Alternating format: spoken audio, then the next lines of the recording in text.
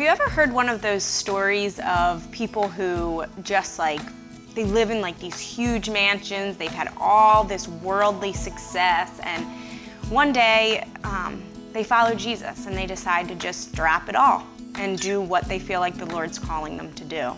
I hear those stories so often and think, wow, what devotion, what integrity and service they have to the Lord, and how I desire that sort of disciple mentality of dropping my nets and following Jesus. And this is something that my husband and I talk about a lot because we feel called to ministry, obviously. This is what we want to do. And it's really hard to put aside selfish desires and worldly voices just telling us that this isn't normal. Because I believe that we serve a God who will provide.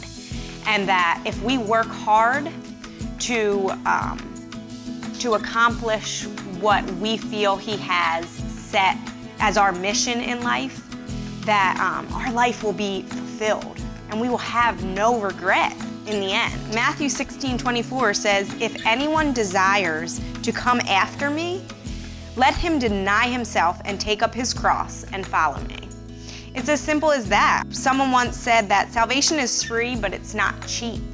And that Christ, for our salvation, Christ died. And so what must we die to ourselves to follow Christ?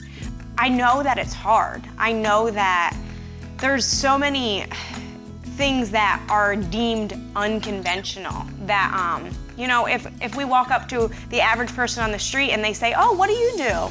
And I say, "Oh, I do ministry. I go around and I speak to young women and I sing and I have a desire to follow Jesus through my work." People are like, "Oh, that's great, honey." In the back of their head thinking, "Wow, she must not make any money." But we need to put that all aside. We need to shake that off and follow the Lord and take up our cross.